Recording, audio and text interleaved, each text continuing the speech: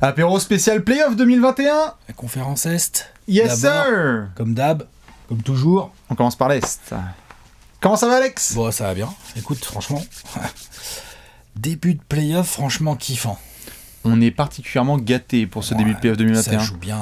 On est content, il y a plein de choses à devoir dire. Et justement, petit apéro spécial début des playoffs 2021. Pour un certain alignement des planètes, nous sommes au moment où on vous parle sur des séries où il y a eu 2 matchs joués. Combien y a-t-il de All-Star à Phoenix? Voilà, ils connaissent les gens. Enfin maintenant, il va falloir faire... Ouais, par contre... Pardon. Comme ça. Ouais. Comme ça. Ah, putain, on en reparlera dans la conférence Ouest, dans la vidéo spéciale. Alex aura l'occasion de débriefer de tout ça. Mais bref, installez-vous tranquillou. On a 4 séries dans la conférence Est qui ont démarré ce week-end. On avait notamment commenté un match en direct. Merci à toutes les copines et tous les copains qui étaient avec nous pour le Game 1 entre les Knicks et les Hawks. Ouais, à 1h du mat, et juste avant on avait fait le Suns Lakers. Exactement, donc l'Ouest on en parlera juste après. L'Est, il y a plein de séries de lancées, il y a déjà 2 matchs de jouer au moment où on vous parle, puisqu'on le sait, d'ici demain matin, tout aura basculé, c'est la joie des playoffs, c'est-à-dire tu joues un match, conclusion hâtive, tu joues un deuxième match, conclusion hâtive. Ouais, et là, conclusion hâtive générale, comment dire, entrecoupée d'analyses fines. Exactement. Ça pourrait aller vite dans plusieurs séries. Ou pas. Non, mais il y a 3 séries à 2-0. Ah ouais. 3 séries à 2-0. La meilleure série est à égalité. La meilleure... Ah mais oui. Oui. Voilà. On cherchait en off avec Bastien. Je vous laisserai répondre. Mettre le chauffage, Léon, s'il te plaît. Je vous laisserai répondre sur quelle lettre on va pouvoir rentrer Randall. Je sais pas. Mais en tout on cas, est dans le blasphème, quelle que soit la lettre. Exactement. Qu'on soit bien clair. Par contre, je peux te dire qu'avec les moyennes qu'il a, Triangle, tu vois le Y de Oakley, tu vas pouvoir mettre Triangle bientôt, mon pote. Pas sur le maillot Knicks, par contre, quand même. Ah, attention. Ah bah non, parce que sinon, il faudrait rentrer Reggie. Ah bah ça se complique. Ça devient vite compliqué. Ça se complique, mais... Regarde, même Léon, s'il intervient, il est comme ça, il le sait. On parlera de la série entre les Knicks. En tout cas, la plus indécise et sur le volté, très fun à regarder. Complètement. On s'est régalé de fou. Le Game 1, on l'a commenté, mais le Game 2, il était cool aussi. Complètement dingue. On va se le réserver pour après, si ça te va. Le Knicks Hawks, parce qu'on va commencer par les autres séries. Comme tu l'as dit, il y a 2-0. 2-0 pour les Sixers face aux Wizards. 2-0 pour les Nets face aux Celtics. 2-0 pour les Bucks face aux Heat. 4 séries, un partout entre Atlanta et New York. Donc évidemment, on vous attend, vous, déjà dans les commentaires, avec vos conclusions hâtives, mais aussi avec vos analyses d'experts avec un H majuscule, parce que les playoffs, c'est pas que les joueurs qui sont au sommet de leur art, c'est aussi la commu, quoi. C'est tout le monde. C'est tous les experts qui sont de sortie, tous les coachs sont de sortie, tous les assistants tous les coachs sont de sortie. Il y a Zizou qui est de sortie, mais pas pour le reste. Tous les médecins sont de sortie aussi, sur les blessures et tous les experts. Ouais. Donc, tous les kinés, tout le monde. Donc c'est normal, c'est les playoffs, c'est le meilleur moment de l'année quand même en NBA, on va pas se mentir. C'est clair. Cette année, ça démarre sur, j'avoue, enfin, moi j'ai à part... Loupé aucun match. Non, moi j'ai loupé, je n'ai pas regardé, enfin en entier, je n'ai regardé que la première mi-temps du 2e Nets Celtics. J'ai cru que tu allais dire Bucks Heat, qui valait aussi le coup d'en regarder qu'une mi-temps. Le Bucks Heat, un carton même le 2e. Oui, tout à fait. Ouais. Mais je l'ai regardé en entier quand même. Mais oui, non, j'ai regardé que la première mi-temps parce que j'avais pas le temps. Et j'avais l'impression que j'avais à peu près compris. T'as compris la série? Ouais, toi aussi. On en a reparlé justement. Bref, de nos poteaux de Brooklyn contre Boston. On va commencer plutôt avec le numéro 1 de la conférence Est, Philadelphie. Les fans des Sixers, posez-vous, frottez les mains. Les fans des Wizards, frottez-vous les yeux. Exactement. Oh là là là là là là là là. Oh là là. On ne jette pas de nourriture sur les joueurs. C'est mal. On ne fait pas ça. C'est mal. Suspendu. Indefinitely, banni de manière indéfiniment. À durée non déterminée. Indéfiniment de la Wells Fargo, du Wells Fargo Center. Exactement, pour ceux qui n'ont pas vu l'actu, donc évidemment c'était dans du Game 2 remporté par les Sixers, qu'un fan complètement con. Le retour des fans c'est bien, mais le retour des fans c'est aussi des cons. Et donc forcément certains qui balancent du popcorn sur Russell Westbrook. Bref, ce n'est pas ça dont on veut parler. On a juste puni. C'est pas ça qui a fait perdre les Wizards. Hein. Exactement. Qu'on se trompe pas de délire. 2 matchs, 2 remportés. Ok, le premier, c'était justement ce dimanche. On avait regardé un bout ensemble où le Philadelphie n'était pas non plus hyper rassurant. C'est un Game 1 qui est gagné sur la durée avec un run sur la seconde période. C'est géré pas ouf, mais c'est géré. Avec un énorme Tobias Harris. Wow, en balade. Bon, de toute façon, sur la série, il est en balade, l'autre. Hein. Lui et Embiid, ils sont bien. Genre, eux, ils arrivent, voient les Wizards, ils font « Ah, bon !» Alors. Voici des match-up intéressantes. Ouais, c'est clair. Voyons. Comment ça... Ah, salut Davis Bertans. Oula. Bah, comment ça va? Apparemment ça va pas trop. Alors moi c'est Tobias, en fait ce qui va se passer c'est que je vais tourner à 30 points ou pas loin de moyenne sur la série. Est-ce que tu connais Kawhi? Ouais. Tobias Harris énorme sur le Game 1, quasiment 30 points si je dis pas de bêtises dans la première mi-temps. Ah oui, voilà. Dans la première mi-temps du Game 1, il a fini à 37 je crois ou 38 points.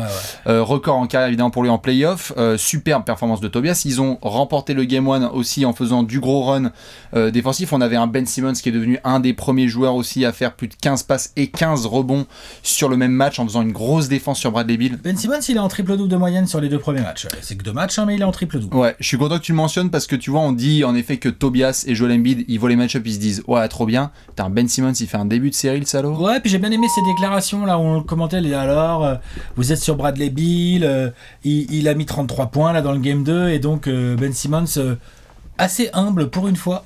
En mode genre bah voilà c'est un joueur il peut vous en mettre 40 ou 50 sur n'importe quel match donc bah j'essaye de le limiter, de le contenir au mieux quoi. C'est ça. Des bonnes déclarations suivies en plus avec des bons actes tout à fait puisque sur le premier match on lui a dit bah d'accord mais que 6 points 15 passes et plus de 15 passes et de plus de 15 rebonds mais que 6 points. Résultat, game 2, hyper agressif d'entrée, 12 points et 5 rebonds dans le premier quart-temps. Philly a vraiment gardé les 2 pieds sur la pied d'accélération. On n'est pas sur le même scénar que le game 1, là ça a été vraiment une victoire dominante. De A à Z le game 2 hein. C'est la vraie entrée des Sixers en playoff. Il n'y a pas eu un moment où tu dis ah les Wizards, tu vois le game 1 on était là tous les deux, on commençait à se marrer un peu en mode tu sais genre regarde les Wizards ils peuvent peut-être le faire. Au game 2 pas la peine de respirer. Au game 2, il n'y a pas eu de. Enfin, il n'y a rien eu, quoi. Voilà, c'est ça. Voilà. Non, mais c'est vrai que avec Doc Rivers, à mon avis, il s'était dit il n'y a pas de scénario dans lequel on va à Washington sans mener 2-0 dans cette série et il faut qu'on leur laisse aucun moyen de respirer dans ce match. C'est géré de la part du numéro 1 de la conférence Est à domicile. Ouais, ils sont en mode. Ils voulaient mener 2-0 après les 2 premiers matchs à domicile. C'est fait. Et ils vont arriver à Washington, c'est pas pour en laisser sur la route. Non. S'ils peuvent les prendre les uns après les autres et gentiment. Ramener un petit balai, ils vont pas se gêner les Sixers. Et ils en ont les moyens.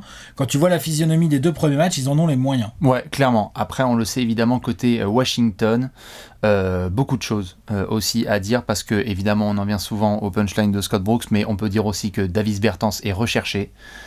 Le mec est absolument infâme là sur les 2 premiers matchs. Le problème c'est que lui quand il rentre pas ses 3 points. Enfin à la limite le premier ça va, mais alors le deuxième. Le deuxième c'est chaud. Hein. Non, mais quand il rentre pas ses 3 points, le problème c'est qu'il arrive pas à... Il y a des joueurs, on va en parler dans cette vidéo et on en parle dans d'autres et tout, il y a des joueurs où quand ça rentre pas au shoot, t'es là, tu fais ok, il a été dégueulasse, mais il m'a ramassé du rebond à plus quoi savoir en faire, il m'a fait l'interception qu'il fallait, il est sur tous les hustles et tout, machin. Davis Bertans, je crois pas qu'on puisse dire ça de lui quoi. Non, c'était hyper chum. C'est un poids mort un peu lui quand on passe ses 3 points. Hein. C'est un poids mort en plus pour les gens qui remettent souvent son salaire sur la table avec le contrat qu'il a signé l'été dernier. Ouais, c'est vrai qu'en plus il a un gros contrat en plus. Autant sur le Game 1, il a rentré quelques shoots et donc à ce moment-là, on pouvait se dire playoff Bertans, ça pouvait faire la différence. Autant sur le deuxième, ça a été un cataclysme.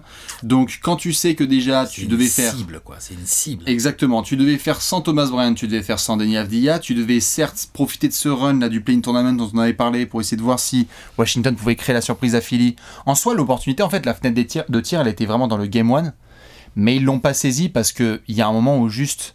on voit le level de ces 2 franchises et juste, c'est clairement un 1 versus 8. Oui, il y a eu un moment, tu te rappelles, là, dans la fin du Game 1 qu'on a regardé ensemble, il y a eu un moment où il y a eu 3 actions de suite, 3 petits fade-away après du footwork au poste de Embiid. Qu'est-ce qu'ils fassent avec ça, les Wizards? Je t'ai couvert. Faire contre ça. Alors, ils peuvent tenter de doubler, mais manque de peau. Tobias Harris est en feu. Enfin, tu vois, c'est compliqué, quoi. Donc... on voit clairement des limitations sur les Wizards qui sont pas du tout des surprises, pour le coup. Non. On voit Philly qui domine.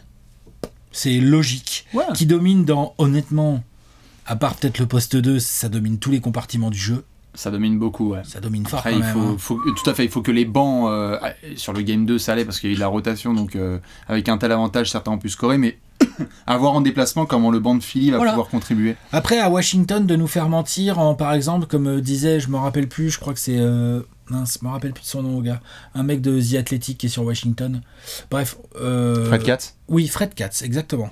Qui disait qu'à Washington, de montrer qu'ils sont capables de faire une grosse entame de match, de prendre un break un peu d'avance d'entrée pour essayer de faire douter et voir si, quand ils font douter les Sixers, est-ce que vraiment les Sixers sont souverains en mode non, ou est-ce que justement t'es là et là t'arrives dans un vrai money time serré où éventuellement Bradley Beal peut te faire gagner par exemple. C'est ça. Par exemple, mais ça fait beaucoup de si. Hein. Non, tout à fait.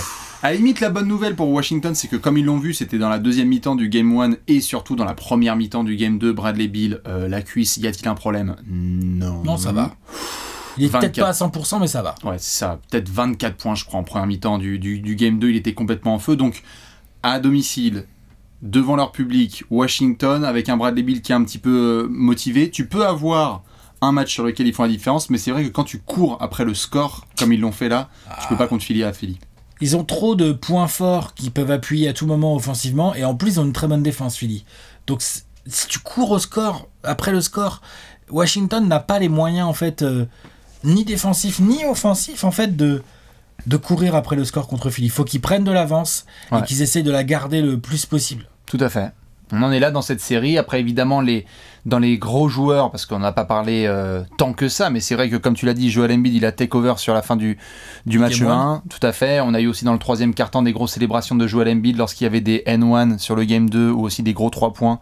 Donc, il est là. Il est en train de montrer qu'en fait, c'est lui le patron de cette série. C'est une bonne série pour lui pour démarrer parce que, franchement, il y a vraiment un côté balade. Hein. On en avait parlé dans la preview. Il y a un côté genre, mets-toi en jambes. Et puis, parce que... on va parler, on a dit le Knicks Hawks et tout, ça sera forcément différent au tour d'après pour Philly, si tant est qu'ils passent, mais ils sont quand même bien partis pour. Tout à fait. Et pour Monsieur Westbrook, évidemment, on vous laisse nous dire ce que vous en pensez, mais sur les 2 premiers matchs, on est sur du Russ. C'est-à-dire qu'il n'est pas trop blessé. C'est ça. C'est-à-dire que la cheville, elle a tourné, donc ça a fait peur. Il y a Tobias aussi, dont la cheville a tourné, mais il est revenu. Mais c'est vrai que Westbrook, c'est un petit peu inquiétant. Il y a eu du bien, il y a eu des séquences de bien. Dégueulasse au tir, là, au Game 2. Ouais.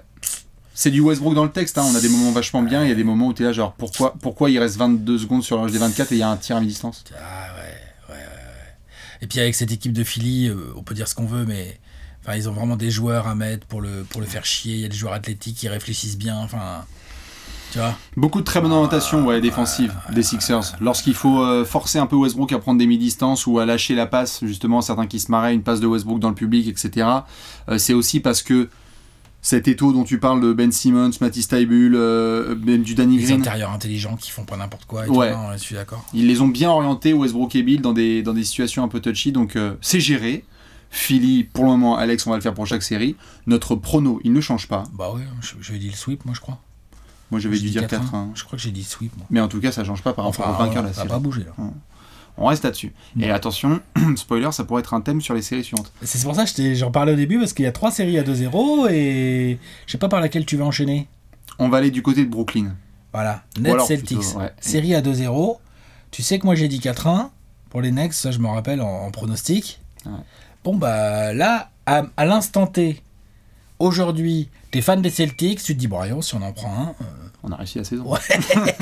non, tu te dis, bon bah écoute, c'est très dur. Hein, très très dur pour les Celtics qui retournent à la maison après avoir été battus 2 fois de suite. Alors autant le Game 1, il pouvait y avoir un petit peu de fight parce que t'étais dans le match quand même une bonne partie. Ils ont bien défendu, hein, ouais. le Game 1. Hein. Et puis Brooklyn a un peu déjoué aussi, donc c'était bien. Et sur le Game 1, c'est marrant, tu as des éléments comme Robert Williams qui fait un match complètement dingue. Lui au moins, il est en train d'assurer sa place là. Tout à fait. Hein, ouais. On est d'accord. Ah, c'est une grosse satisfaction. Ouais.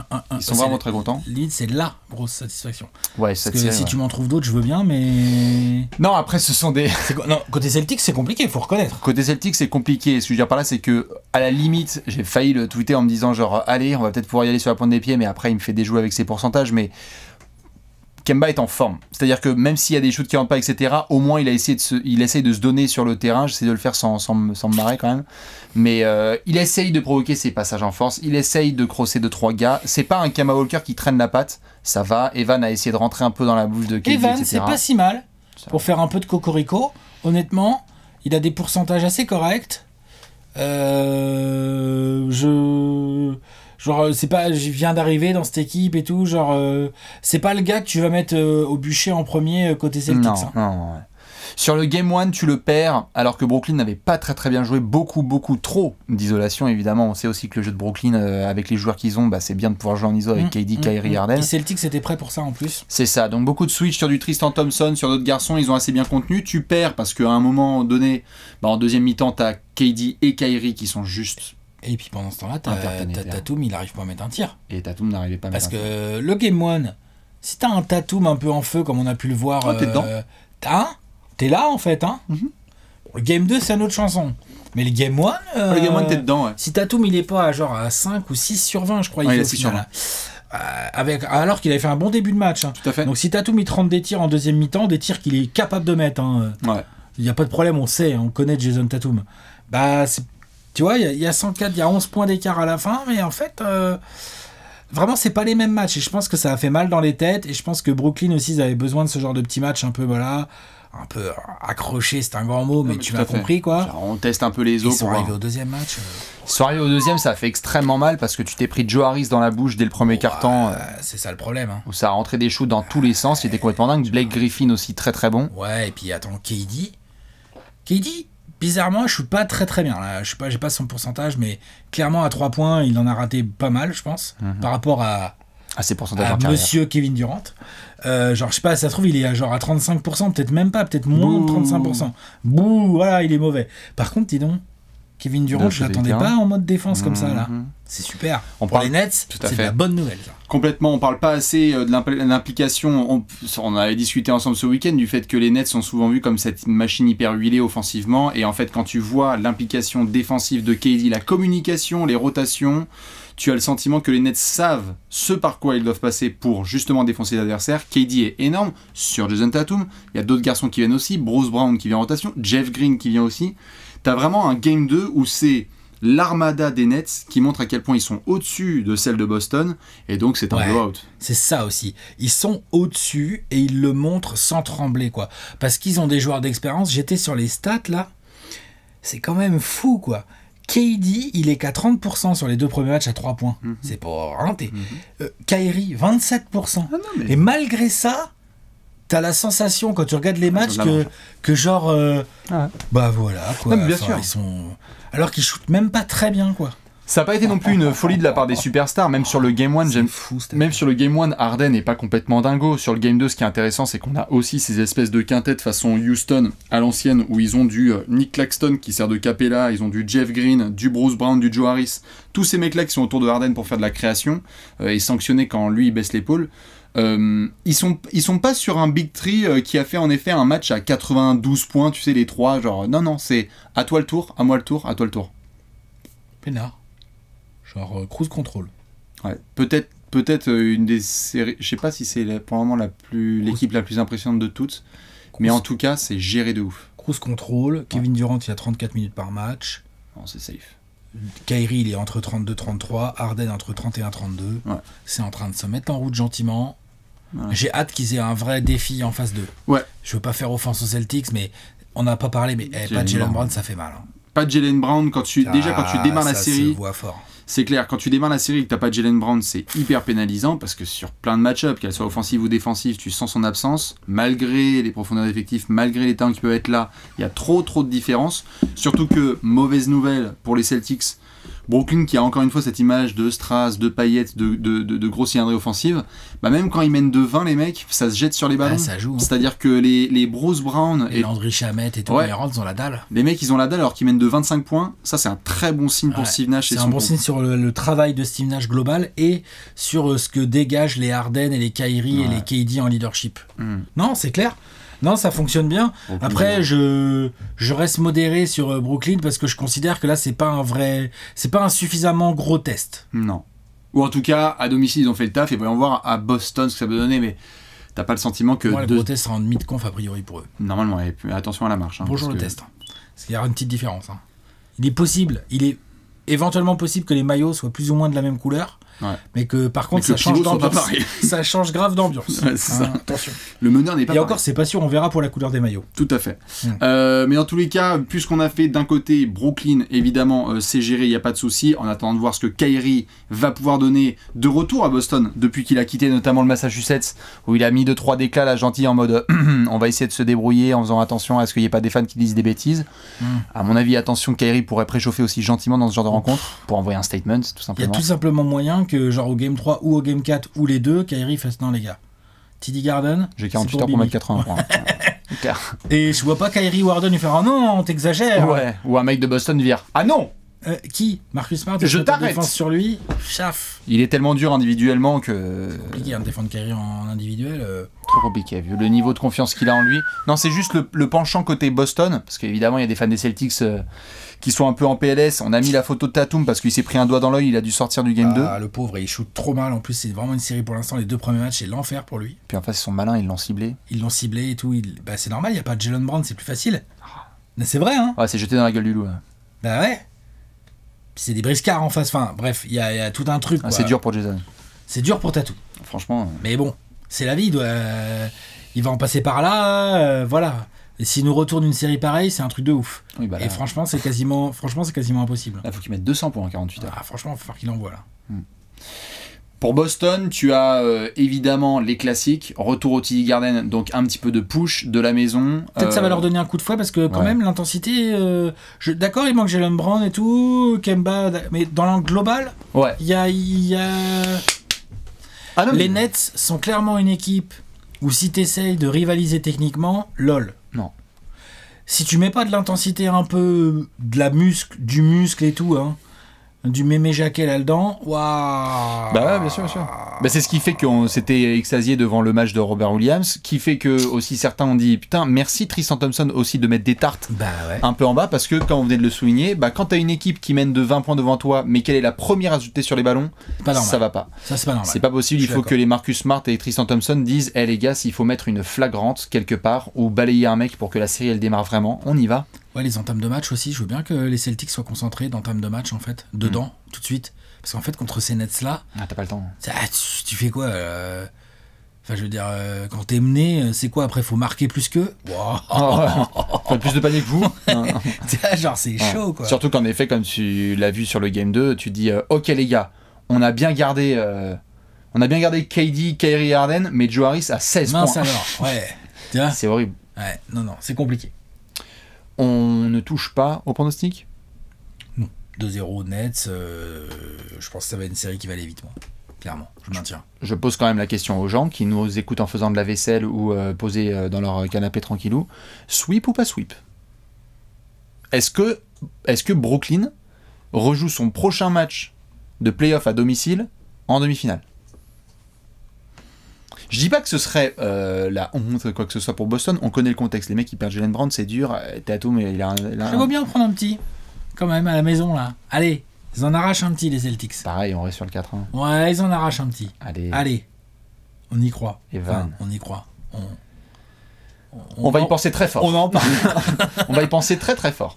Deuxième série, donc c'est acté. On a dit Sixers Wizards 2-0, Nets Celtics 2-0. On continue à descendre un petit peu dans le classement et nous sommes chez nos amis de Milwaukee qui mènent 2-0 face à Miami. Et alors là, face à Miami, hein, pour le coup, c'est un autre délire. Pas tout à fait le même challenge en effet que nos amis de Washington et Boston, avec tout le respect qu'on a pour eux. Mais alors là, par contre, Game 1, Game 2, on va vous prendre deux profils différents, s'il vous plaît. Ouais. Alors, le Game 1, premier game des playoffs ce samedi, là, le samedi dernier. Dans l'opener. L'opener. J'ai vu beaucoup de gens dire oui, c'est quoi, ça envoie que de la brique. Ah, c'est vrai que ça envoyait de la brique. Hein. Et ça envoyait de la brique, ça défendait bien, mais ça a aussi envoyé de la brique, ouvert, brique, quoi. Ça n'a pas joué depuis une semaine? Ouais, ça va jouer depuis une semaine, il est midi. Enfin, il est 14h. Ouais, c'est ça. Ok. On peut trouver des excuses pour expliquer la blanquette. Ce qu'on peut surtout noter, les deux équipes qui peuvent pas se piffrer. Là, c'est acté maintenant. Deux équipes qui sont capables de mettre de l'intensité physique. Alors là, ça rigole pas du tout. Du tout. Parlant du Game 1. Le Game 1. Très serré de A à Z. Il n'y a quasiment pas eu de très gros lead en fait dans ce Game 1. Non, prolongation. Tu vas en prolongation. Donc Butler affreux en attaque. Bien défendu, hein, on va en parler. Hein. affreux. Bam Adebayo, bien défendu, affreux en attaque. Giannis Antetokounmpo, très bien défendu également, affreux. Affreux, c'est un grand mot, hein. Il met quand même 25 points ou 25, 26, un truc comme ça. 26 points, 10 sur 27, là j'ai noté. C'est ça. 6 sur 13 au lancer. Ah non, mais on était dans les tranchées de la conférence Est. Giannis, par contre, du rebond à plus quoi savoir en faire. Sur les 2 premiers matchs de play-off là, de tout le monde, Giannis Antetokounmpo est le joueur qui a pris le plus de rebonds de tous les play-offs. De tous. Voilà. Ah bah il a protégé l'arceau. Hein. Il en a pris 18, il a ramassé, il a protégé, il a défendu, il a fait des interceptions, il a distribué quelques passes d'ess. Et il est resté concentré avec son équipe, il est resté en mode leader. J'ai adoré le 3e quart de Jrue Holiday. Oh putain. C'est là que tu sens la diff. C'est pas Bledsoe. Hein. Et là, ça s'est vu. Et c'est pas Bogdanovic non plus. Non. Et ouais. Ça fait la différence parce que c'est vrai qu'offensivement déjà t'es content d'avoir un mec capable de créer comme ça, qui fait les décalages, t'es content aussi d'avoir un mec à envoyer en mission sur des Jimmy Butler et sur d'autres. Ou du Dragic, ou du machin, ou du truc. Le mec qui te fait des interceptions qui vont bien, qui joue malin, qui envoie du vice. Calme dans le 4e quart. Exactement. Donc lui il a fait beaucoup de bien en 2e mi-temps du Game 1 aux Bucks. Là, parce que les Bucks ont quand même eu Duncan Robinson qui était chaud. Steph Curry, tout à fait. Hein Steph Curry. D'accord. Ils ont eu plutôt du bon Dragic, le 8. Mais donc ouais, beaucoup aimé. La 2e mi-temps du Game 1 de Jrue Holiday, là, t'es devant ton écran et tu te dis, c'était bien joué. C'était bien joué. C'est la signature qu'il fallait et tu sens qu'il est complémentaire de fou. Ouais, il est complémentaire. Tu sens qu'ils s'entendent bien, qu'ils se comprennent bien, qu'ils sont dans des délires un peu similaires. Là, il s'entend bien. Dante DiVincenzo, du coup, ça lui va bien. Un mec comme Jrue à côté. T'as pas l'impression qu'il est là depuis 6 mois. Il se donne à fond. Non, c'est clair. Ça fait plaisir pour les Bucks. Après, évidemment, vous le savez, dans toute la logique, même depuis sa naissance, on est obligé de parler en dernier de Chris Middleton. Oh putain. Qui met quand même un shoot monumental pour la gagne, quasiment au buzzer. Un match de Middleton. Il a mis une Paul Pierce là, pour la gagne. Ça s'appelle une Paul Pierce qu'il a mis pour la gagne. Ça s'appelle une Paul Pierce, ça s'appelle une Kobe. Je sais que c'est pas mon consultant. Ouais, mais c'est surtout une Paul Pierce, je trouve, parce que tu sais, Middleton, il a ce côté, genre, il a pas l'air athlétique, il a pas l'air très rapide. Je vais aller où je veux. Exactement. Et je vais créer, tu sais quoi, je vais créer l'espace pour prendre mon tir.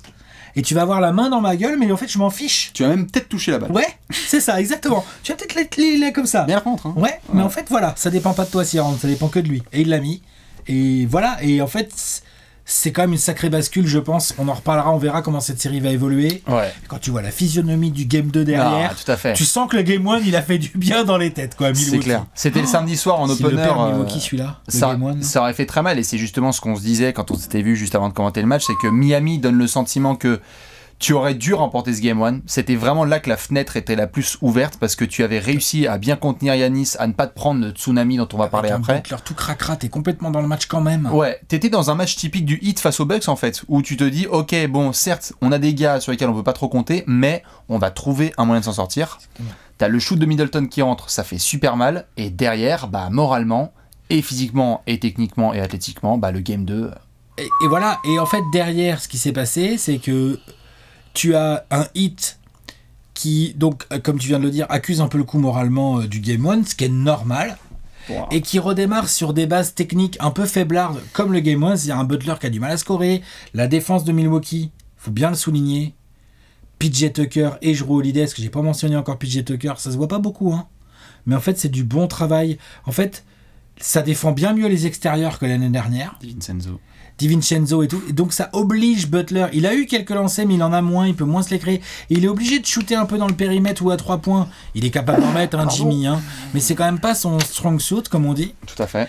Et du coup, sur le Game 2, dans le premier quart-temps, il y a le rouleau compresseur Milwaukee, tout d'un coup tu comprends pas bien pourquoi, de toute façon c'est comme ça, on les connaît Milwaukee, c'est pas nouveau, hein. Ce qu'ils ont fait au Game 2 là, c'est leur ADN. C'est ce qu'ils font depuis 2 ans en fait, c'est 3 ans même. Complet. Mais en level up, c'est-à-dire que là vraiment, vénère. Là ils étaient vraiment le couteau entre les dents. T'es à domicile, pareil comme pour Philly, tu ne vois aucun scénario dans lequel t'as été in extremis au Game 1, mais alors là le 2 tu envoies un message très clair, c'est que vous auriez tellement dû le prendre le hit. Résultat, le premier quart c'était une agra totale avec Bryn Forbes qui se prend pour Stephen Curry. Il rentre en jeu, déjà que c'était le feu. l'autre il rentre en jeu. Ah non, c'était complètement un poids. Tu mets quasiment plus 30 sur le premier plus quart. 26. Ouais, c'est ça. 46 à 20. Ouais. Et c'était le deuxième total, je crois, j'allais dire en record, c'était le deuxième derrière plus gros Cavs, total. Là, de 49 points là. Deuxième plus gros total de points marqués dans l'histoire des playoffs sur le premier quart-temps, derrière les 49 points des Cavs en 2017, je crois. Là où ils avaient fait avec Kevin Love, Kevin Love, c'était Stephen Curry aussi. Ouais, c'est ça. Et donc, il y a ce côté, genre tous les shoots qui se mettent à rentrer, ce hit qui est compliqué, qui est en galère un peu dans le périmètre, et donc la puissance, l'intensité, le physique de la défense des Bucks qui te mettent à te rouler sur toi, quoi. Ouais, à rouler sur toi, quoi. C'était trop compliqué pour le hit. Du premier au dernier homme à Milwaukee, ils ont senti que si ça pouvait monter à plus 50, ils l'auraient fait. Maintenant, c'est un match assez bien géré. Et eux, s'ils peuvent mettre plus 200 à Miami, je crois que... Ah, ils le font. Mais de toute façon, on l'a dit, c'est une revanche avec un R majuscule. Ah ouais. Là, ils ont le seum. Ils ont pris 4-1 quand même l'année dernière. Faut bien pas sûr, oublier, ils ont été la risée un peu du truc. Hein. Ah, mais tout à fait. Heureusement que les Clippers sont passés par là. Bien sûr. Tu sais, pour les empêcher d'être la risée pour atténuer de la ligue. Ouais, tout à fait. Mais non, mais c'est clair que ça a fait hyper mal pour Miami là, qui essaie de trouver des solutions. Les Bucks ont montré que du premier au dernier joueur, les mecs, ils étaient prêts. Assez impressionnés par leur rencontre d'une manière générale. Assez kiffant aussi de voir du point de vue extérieur, donc non fan des Bucks, non fan du Heat, de voir aussi, comme tu le disais, l'animosité entre ces deux équipes. C'est-à-dire qu'on a eu Trevor Ariza et Giannis qui se rentrent dedans. On a eu Dragic aussi qui a pris un petit peu en croque-jambe Chris Middleton. Brook Lopez qui est tout le temps sur la nuque d'Adebayo. Adebayo, il passe pas une bonne série là avec Brook Lopez et du Giannis et du Bobby Portis et tout. Ouais. Adebayo, j'ai parlé beaucoup de Butler, mais Adebayo, lui aussi, il faut qu'il step up un peu là. Ah, bien sûr, bien sûr. Bah, Miami rentre à la maison. Oui. Et ils savent ce qu'ils ont à faire, de toute façon. Et ils vont avoir l'occasion justement de montrer qu'ils sont capables de re-rentrer davantage dans un modèle de jeu façon Game 1. Parce que le game 2, comme on l'a dit, c'est l'ADN Milwaukee. Je te roule dessus. Sur ces matchs-là, ils peuvent pas gagner Miami, hein, c'est impossible. Et très peu d'équipes peuvent, en fait, parce que les mecs sont beaucoup trop forts. Ça rentre à 3 points, ça défend trop bien. Donc quand tu te prends ce genre de run, pour courir après eux, c'est des salopards. Trop chaud, ils ont trop les joueurs et tout. En plus, ça fait des espaces pour Giannis, du coup, ça devient l'enfer tout de suite, en fait. C'est un calvaire. Donc là, à la limite, t'es Miami, tu rentres, donc tu vas essayer à la fois de mettre un peu plus d'intensité. Ouais, intensité et calmer le rythme. C'est ça, parce que tes deux patrons, Jimmy et Adebayo, peuvent et doivent mieux faire. Ah bah oui. Attends, Butler, j'ai noté là, il est à 13,5 points par match sur les deux premiers. Il est à 25% au tir. Attends, vas-y, c'est bon, Jimmy, oh. Et félicitations encore une fois, on va le redire à chaque fois, la défense des Bucks, mais au global, mieux quand même. Il doit faire nettement mieux, je suis d'accord. Bah, Adebayo aussi. Il y a des garçons aussi, des briscards qui doivent se réveiller. Il y a eu un Iguodala aussi qui a été pas mal chahuté de droite comme de gauche sur les deux premiers matchs. On essaie de voir aussi les apports de Dragic, de Tyler Hero, qui doit faire son Tyler Hero game. On le sait à domicile, il peut avoir un petit peu de foule. C'est quoi le schéma typique pour que Miami aborde le game 3 avec une victoire? Il te faut absolument des points de Jimmy Butler. Absolument. Il te faut... Contrôle le tempo. Le tempo, plus lent. Le plus lent possible. Plus c'est lent, plus c'est bon pour le hit. Clairement.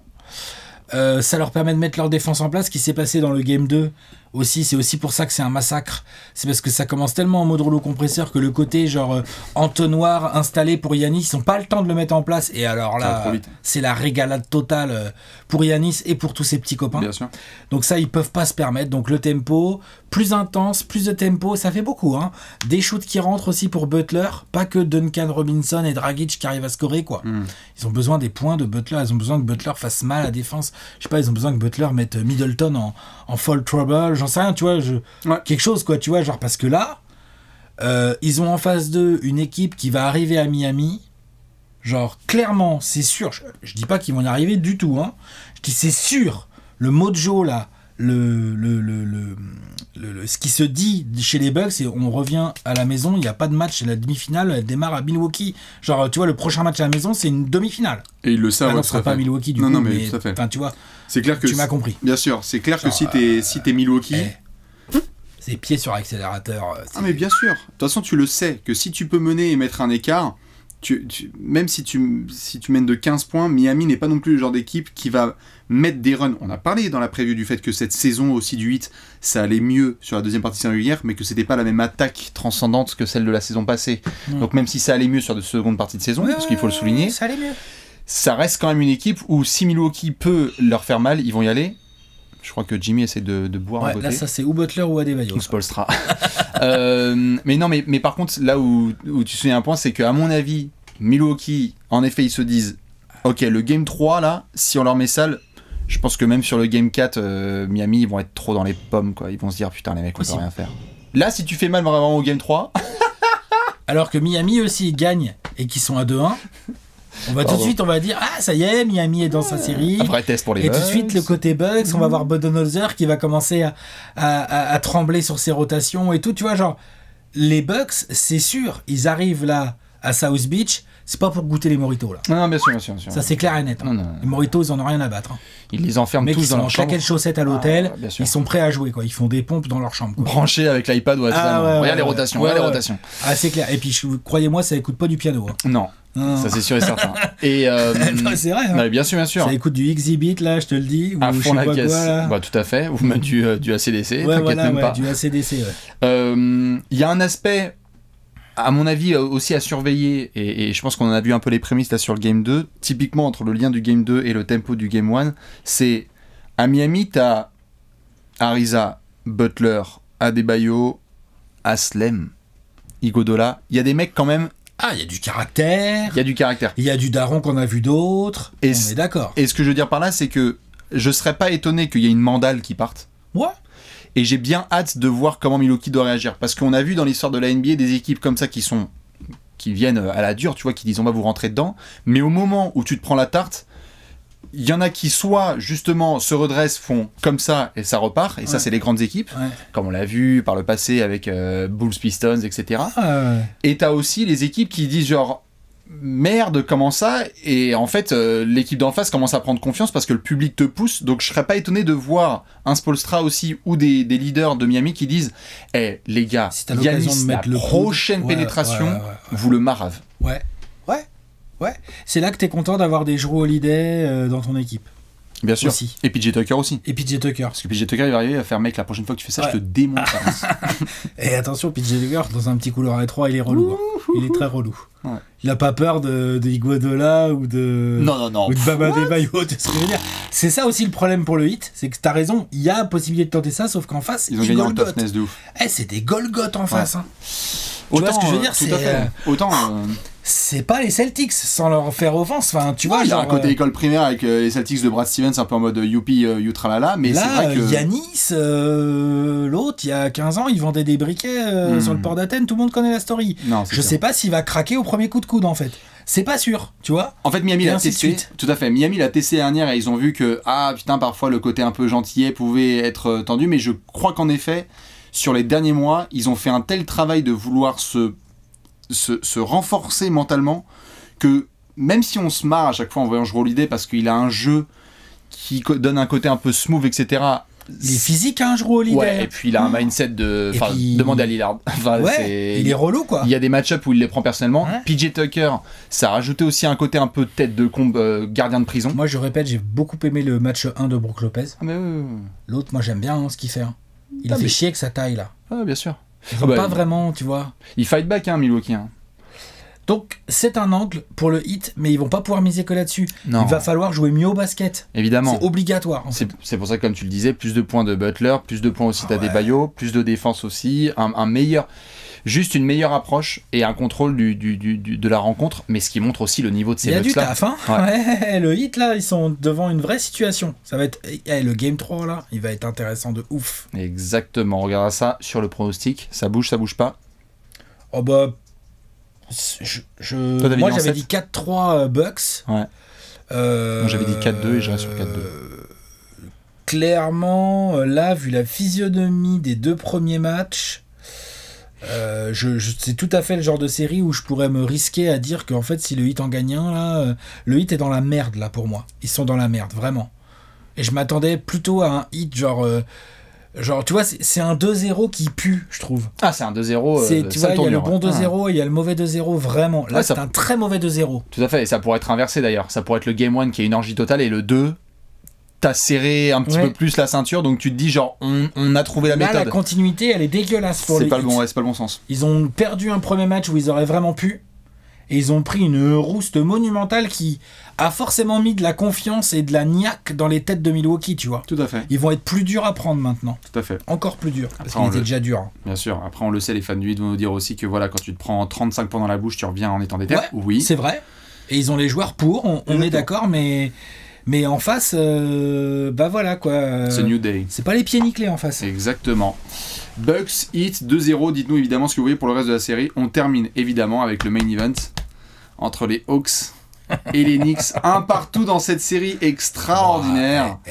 C'est un régal total. Moi, je prends mon pied, évidemment, la bise. Le Game 1, c'était un régal, et le Game 2 aussi. Ah, mais bien sûr. Les deux. La bise, évidemment, à tous mes potos de la Knicks Nation et ceux de la Hawks Nation. Nous sommes ensemble dans ce bateau pendant 2 semaines, et je pense qu'on sera jusqu'au bout des 2 semaines. 2 semaines, t'as raison. Tout à fait. Alors là... Parce que sur cette série, on avait pronostiqué tous les deux un Game 7. On y va, tout droit. On peut. Parce que quand tu vois la physionomie du Game 2, non. Le Game 2, honnêtement, moi devant... Je croyais vraiment, j'étais là genre, waouh, les Hawks sont beaucoup plus forts en fait. Tu sais, j'étais là genre, putain, les Hawks sont beaucoup plus forts que les Knicks, ils jouent tellement mieux au basket et tout. Et là, Macmillan est arrivé. Alors, on va en parler. Ouais, non, je fais exprès. Non, mais évidemment, on va en parler. Exprès, mais... Faisons dans l'ordre. Oh la vache. Faisons dans l'ordre, Et le évidemment. Madison Square Garden commence à rugir. Bah, le Game 1. Alors, justement. Le Garden en feu tout de suite. Parlons dans l'ordre, évidemment, de ce Game 1 qu'on commande justement ce dimanche, où on a un match hyper serré, où on a un Madison Square Garden en feu, où il y a les chants fuck Trae Young, fuck Trae Young. On essaie de voir ce que ça va donner. Trae Young qui fait un petit match. Trae Young qui nous fait un match sérieux quand même. Hyper solide pour son premier match de playoff. On venait de commenter le premier match de playoff de Devin Booker. On a le premier match de Trae Young dans la foulée. Il y a les premières fois là cette année là. Ah bah là, je peux te dire, ça a pas duré 30 secondes comme on dit dans le jargon. Quelques joueurs qui genre. C'est son deuxième match de playoff. D'accord. Bah, c'est bien Jamorant. Ouais, voilà, c'est ça. On va en parler de Jamorant. Regardez, Booker il est quand même sali là. Enfin bref, tu vois. Et donc Trae Young fait partie de cette caste de bien joueurs sûr. qui fait son début en playoff et qui en gros, bah, le talent il est là quoi. Et le talent, bah ça se voit quoi. Ça a géré totalement du côté d'Atlanta, même s'il y a eu beaucoup de ping-pong dans ce match. On voit tout de suite des physionomies hyper intéressantes. Le Game 1, c'est le fameux Co-Burks, j'ai envie de l'appeler, Alec Burks. Clair. Qui jouait complètement en feu. C'est le banc des Knicks qui permet notamment à New York de rester dans le match parce qu'on a pas mal son coaching. Hein. Bien sûr, on avait en effet Alec Burks avec Derrick Rose, avec Emmanuel Quickley, avec Obi Toppin, avec Taj Gibson qui font le travail. Les titulaires en grosse difficulté. On voyait Julius Randle vraiment bien défendu aussi par DeAndre Hunter et John Collins. Barrett, compliqué. Ouais, les minutes d'Elfrid Payton dont on ne comprend toujours pas l'existence. Bon, ça c'est un autre sujet. Au Game 2, il s'est calmé le Tibbs. Hein. Il a que quand 5. même été titulaire. Ouais, mais 5 minutes. Il ouais, mais autant passer à 0. Je suis d'accord, mais en deuxième mi-temps, il démarre direct avec Derrick. Hein. Ouais, bah on a vu la diff. Ouais, non, mais je suis d'accord, mais tu vois. Sur le Game 1, qu'est-ce qui se passe? Évidemment, on se retrouve dans ce Money Time complètement dingue avec Spike Lee debout, avec tout New York debout dans cette salle et le finish, évidemment, de monsieur Ice Trader Gang. Là, je dois t'avouer que franchement, j'étais en kiffance totale parce que c'est du game winner de salaud, c'est du game winner de star. Parce que c'est ça dont on parle pas assez. C'est un game winner de star. C'est qu'on a un gamin qui fait son premier match à 22 ans dans un Madison Square Garden où Léonce, qu'est-ce qu'il... Léonce, il fait bof. Il dit que t'as 22 ans, tu te ramènes au Madison Square Garden avec Spike Lee et tout le monde qui te crache à la gueule, on te crie fuck Trae Young. Et attends, et c'est dur. Et c'est ouais, non mais il rage. Non mais regarde, il s'occupe des fans des Knicks, allez-y. Mais c'est dur comme mais tir. Attends, c'est énorme. C'est un flotteur là, hyper dur à mettre. Enfin, lui, peut-être pas pour Trae Young. Trae Young, c'est un shoot, il en prend 5 par match. Non, mais les lectures. Comme ça. Mais putain. Non, c'est du lourd. C'est du game winner de lourd, de salaud, quoi. C'est-à-dire qu'en gros, on est là, on se dit... Le mec, il est à peine arrivé en playoff, tu lui files un Madison Square Garden en mode un peu chaudron, le mec, il fait top. Mais c'est le vilain. Pardon, mais ouais, c'est ça. Non, puis surtout, il fait genre, il est content, il aime ça, en fait, ça se voit. Il en a redemandé, tout à fait. Parce qu'il y a un côté un peu genre, oh putain, on va le détester à la mort. Alors évidemment, tout de suite, on rentrait dans les débats, ouah, les fautes provoquées, etc. Mais le quatrième quart-temps du manière générale, parce que on focus beaucoup sur ce game winner de Trae Young, mais sur le quatrième quart-temps, toutes les lectures qu'il y a eu, les sanctions dans les corners, dans tous les systèmes qui ont été exécutés par les Hawks. La globalité de son match est très bonne. Hein. C'est très très lourd. Évidemment, on s'attendait à des ajustements. 1-0 pour les Hawks qui reprennent l'avantage du terrain.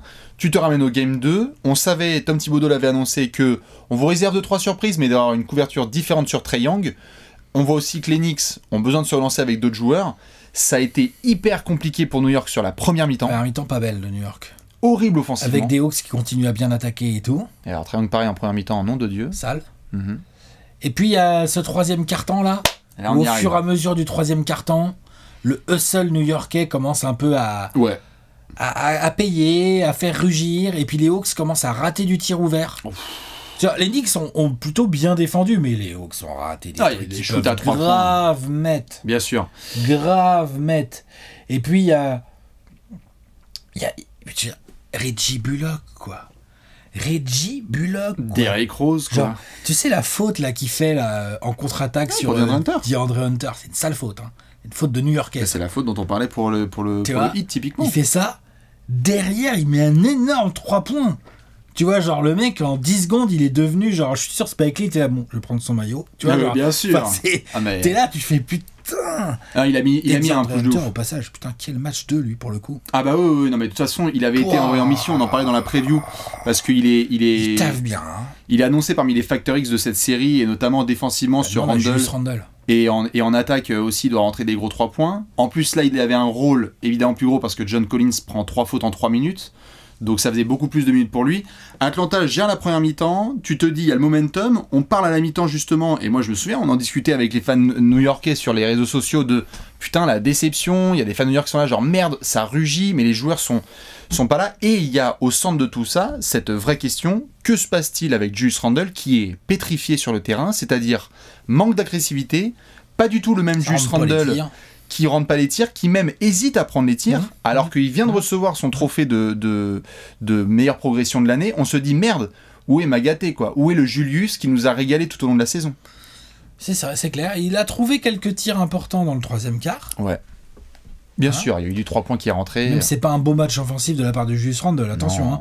Juste, il a trouvé quelques tirs importants. Le switch. Il y a Derrick Rose, que du coup, Thibodeau, il va nous faire jouer Derrick Rose 42 minutes par match. C'est les Bulls 2011. Hein. Ça, c'est sûr.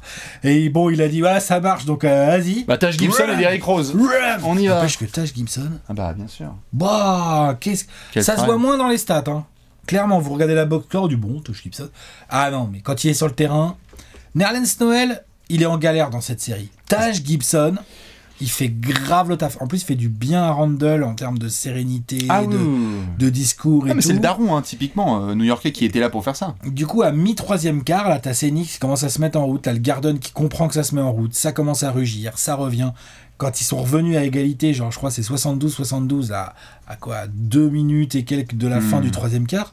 T'as l'impression qu'ils viennent de gagner un titre. Ah mais non, mais là, quand tu vois l'ambiance dans la salle, non mais Mike Breen, le pauvre commentateur qui était obligé de hurler sur le alley-oop pour Obi Toppin, Derrick Rose qui avait fait le travail avec les autres garçons, donc c'est vrai que tu as tout ce momentum qui est en train de switcher, parce que en plus on en parlait pendant le match du fait que quand cette équipe de New York est menée de 13-15 points, ils sont capables de run, mais c'est pas dans leur ADN. Non.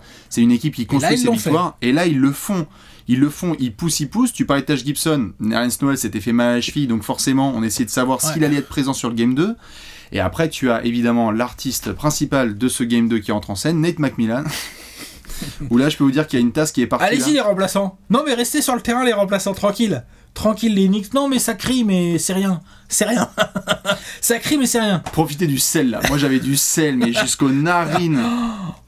Ils reviennent là, on va continuer avec Gallinari qui a une dégaine encore plus dégueulasse que son jeu là sur ce début de série. C'est un peu ciblé, hein, parce qu'il a du mal. Ah mais bien sûr, mais je veux dire, le mec a été payé pour espacer le terrain et rentrer des shoots à 3. Là, il est payé pour se mettre un raton laveur sur la tête. Oui, bon. Non mais je veux dire, c'est chaud, tu vois. Donc lui, il a pas fait le taf. Derrière, on fait des isolations de Tony Snell, c'est connu. Bah bien sûr. Lou Williams. Isolation de Tony Snell, c'est super. Lou Williams avec tous les autres garçons, allez-y, continuez comme ça. Kevin Huerter qui est la première option offensive. Moi je pense que c'est une bonne stratégie au Madison Square Garden en train de rugir de mettre aucun titulaire pendant un quart d'heure. Là, comment c'est possible que Trae Young revienne pas très vite en jeu là? Putain. Tu peux pas jouer sans lui dans cette ambiance. J'ai une mauvaise nouvelle. Ouais. C'est que la réponse on l'a, c'est Nate McMillan qui en a parlé après, c'est que putain il m'a fait une Budenholzer le samedi, je m'attendais pas. Oui, j'ai vu. Il arrive et il me fait. On va comme pas jouer plus de 34 minutes, les titulaires. C'est donc 35 minutes, il est marqué 35 minutes, je joue pas. Arrête de 35 minutes. Ah là là, c'est insupportable ces coachs. Ah bordel. Là, t'as Pacers FR, notre ami, un spécial casse dédié, qui est là, qui fait. Moi j'ai dit je te comprends. Il est là, il fait. Oh putain, les mauvais souvenirs que ça rappelle, ça. Il était là, ça va, tu kiffes? Moi j'étais là, putain de merde, c'est quoi ces rotations? Oh la vache. Terrible. Il me fait un coup là, et puis une fois que t'es mené de 10, Nate McMillan il regarde son banc, il fait. Allez, merde. Oh putain, Trae Young, si, je t'ai vu dans les journaux. Le con, c'est le mec qui fait ça là. Il le remet sur le terrain, alors pourtant, ça revient. Ouais, mais c'est trop tard. Mais bien sûr, mais ça revient. Je veux dire, il y avait plus 10 pour les Knicks, ça revient à -1. avec Trae Young qui continue à se balader sur le pick and roll, et après ça remet un run où c'est bien terminé par les Knicks qui refusent de prendre des buckets, où en effet les shoots ouverts des Hawks, c'est quoi, 12 sur 44 à 3 points, je crois, un truc comme ça. Ah, les salauds, ils ont massacré. Hein. Bogdanovic et Gallinari, je crois c'est 4 sur 22 à 3 points à eux seuls, genre une horreur. Parce que j'ai vu pas mal de gens qui disaient « lockdown les Knicks et tout ». C'est pas tout à fait un lockdown des Knicks, hein. Pour moi c'est plutôt un burn-out à 3 points de nos amis, les Hawks là, qui ont envoyé de la bricasse sur. Il y a eu pas mal de tirs ouverts où genre normalement ça rentre. Ouais, et puis du hero ball qui n'est pas l'identité des Hawks de Macmillan normalement, où ça joue collectivement. Résultat, New York égalise dans la série, 1 partout. C'est, enfin, vous le voyez même dans la façon dont on en parle, c'est la meilleure série de la conférence Est. C'est peut-être une des meilleures séries, si ce n'est la meilleure série des playoffs pour le moment, mais en tout cas... À l'Est, oui, c'est la meilleure. Après, sauf si, par exemple, le Heat pourrait nous rendre la série Bucks Heat incroyable. Tout à fait. Par exemple, tu vois. Au bout de 2 matchs, en tout cas... Au bout de 2 matchs, clairement. Le Knicks Hawks, c'est dingue. Ça, il est super. C'est peut-être pas, en effet, sur le parquet d'une dinguerie totale, mais l'intensité, le Madison Square Garden, la hate autour de Trae Young, les réponses derrière, enfin, je veux dire, il y a tous les éléments d'une grande série de playoffs NBA. Ouais, et puis, petite aparté quand même rapide pour les fans des Knicks qu'on a vu dans les rues là, à New York, trop contents et tout. Juste celles et ceux fans des Knicks qui s'emballent et qui envoient des envoyez-nous Brooklyn. Alors, et parle-moi le chauve là. Hein. Par contre, je rappellerai juste que ça peut pas être faisable avant les finales de conf. Oui. Et que quand même, il y a un peu de chemin. Oui. Déjà, Brooklyn pour New York, c'est pas comme si c'était l'adversaire potentiel en demi de conf. Non, tout à fait. Tu vois, va falloir passer du monde. Bien sûr. Et que Brooklyn aussi passe du monde. Et quand on dézoome et qu'on ressort de toute cette intensité, tout à fait, et quand on ressort de toute cette intensité, je te cache pas que évidemment perso, le travail est fait, tu récupères l'avantage du terrain. L'objectif était de remporter un match dans la fournaise du Garden. Les Hawks qui repartent gagnants de cette double confrontation pour l'instant. Maintenant, il faut continuer à Atlanta avec 2 prochains matchs dans les points très positifs. Évidemment, on va voir ce que Trae Young nous réserve pour les matchs suivants. Moi, je t'avoue que je suis complètement sur un nuage quand je le vois jouer en ce moment parce que le niveau de pression sur lequel il est et ce qu'il délivre sur le parquet, c'est juste assez incroyable. Non, il est très très fort. Et de l'autre côté, la fin de match, la fin du Game 2 de Julius Randle, qui donne des bonnes perspectives pour les fans des Knicks, c'est ok, on va à Atlanta, mais on va pas à Atlanta avec le Julius du Game 1, on y va avec un Julius en confiance. C'est clair que les Hawks n'ont pas encore eu à dealer avec un 28-14 de Julius Randle, quoi. Tout à fait. Tu vois, donc ça, si ça arrive, je veux bien voir. Bien sûr. Parce que DeAndre Hunter fait du super boulot, maintenant, attention.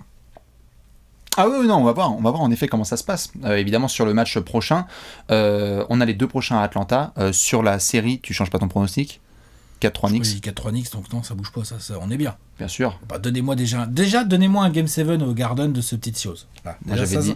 ça suffira à mon bonheur. Moi, j'avais dit 4-3 Hawks. Et je sens de toute façon cette série va être incroyable jusqu'au bout. Donc, s'il y a un Game 7, je pense vraiment que Trae Young est capable de faire des dingueries dans un Game 7 au Garden. C'est le genre de dinguerie où dans 10 ans on est là genre oh putain. T'en souviens? Ouais, les highlights de fou et tout. En tout cas, il montre que cette plateforme ne lui fait pas peur. Et ça, je trouve que c'est fort parce que pour des... les immenses stars, elles aiment le Garden. C'est ce que font les grands. Bien évidemment, dites-nous vous ce que vous voyez sur cette série, les fans des Knicks. Buvez le sel de la séquence où j'étais complètement asséché par Nate McMillan. J'espère que Nate McMillan regarde cette vidéo. You can play players more than 35 minutes a game. Ok? We are the playoff. Oh la vache. Moulin Rouge. Ça m'énerve les coachs quand ils disent ça. Ah bah ça, tu sais. J'ai l'impression de voir Billy Donovan sur le banc. J'ai fait genre, oh my god, avec Scott Brooks, c'est genre. Ah, c'est clair, c'est énervant. Enfin, c'est comme ça. Récap complet de cette conférence Est, évidemment. Donc, comme on l'a dit, 2-0 Sixers. La tendance, elle est clairement pour Philadelphie. Déplacement à Washington. 2-0 Brooklyn. Attention, il y a une odeur de balai du côté du Massachusetts. Faire gaffe. Tout à fait. 2-0 pour les Bucks. Très hâte de voir les 2 déplacements chez le Heat. On va surveiller ça. Et un partout entre les Knicks et les Hawks. Alex, j'ai juste envie de te poser 2 dernières petites questions. Vas-y. Quand même. Avant de faire justement le bisou, je te prends un peu par surprise. Mais la première chose... ton joueur là un petit peu de la conférence Est, si là je te dis par exemple les 4 séries et ton joueur là un petit peu ton truc qui t'a fait vraiment plaisir sur les 2 premiers matchs, c'est quoi un élément comme ça freestyle? Jrue Holiday. Ouais, je pense que t'es les Nets là. T'es en train de rigoler avec les Celtics. Par contre t'as ton coaching staff qui est en train de regarder jouer les Bucks et qui fait oh putain. Alors attends parce que ouais ok on a les stars mais alors dis donc c'est qu'ils vont nous... Possiblement, tu sais, comme t'es à 2-0 chacun, t'es pas qualifié encore, hein, mais t'es à 2-0 chacun, je pense pas que les coaching staff, quand ils sont à 2-0, ils sont déjà en train de faire le scouting report et tout, mais je me positionne, tu vois, dans un truc comme ça qui pourrait se dessiner. Je dis à moins que Loïc nous fasse une dinguerie, vraiment les Celtics, j'ai du mal à y croire. Jrue Holiday, c'est un problème. C'est un problème parce que ça change vraiment les Bucks. Bien sûr. Vraiment, ça les change de ouf en fait. Bien sûr. Là, ça s'est vraiment vu sur 2 matchs. Donc ouais, Jrue Holiday, j'ai bien kiffé. Monsieur Jrue Holiday, évidemment. Moi, je vais te répondre avec Monsieur Kevin Durant parce que Kevin Durant est de retour en playoff. Et même si les shoots ne rentrent pas trop, tu vois tout de suite qu'il est le meilleur joueur sur le terrain. Parce que, voilà, tout à fait. exactement, non. Mais tu vois tout de suite que l'impact défensif, on s'est posé la question avant la saison de savoir c'est quoi une équipe dont le leader c'est Kevin Durant, dont le patron, etc. On va pas tarder à avoir une idée bien précise. En tout cas, sur les 2 premiers matchs, moi je suis bien content de voir ce que mais après, quand je vois la dégueulasserie au niveau Celtic, j'ai envie de les voir contre un Heat ou contre Milwaukee, tu vois. Miami ou Milwaukee, tu vois, avec du Bam Adebayo, du Giannis et tout ça. De ce que je vois en tout cas, mais je suis bien content, bien sûr, parce que le KD, on savait pas il y a 1 mois et demi comment il allait jouer, c'est magnifique, donc évidemment, à surveiller de très très près. Dites-nous vous ce que vous avez kiffé sur ces 8 premiers matchs de la conférence Est. Évidemment, on va refaire d'autres petits bilans, mais vous connaissez le classique. Après la conférence Est, la conférence Ouest, on se retrouve tout de suite dans un nouvel apéro spécial Conf Ouest des 2021. Des bisous. Ciao.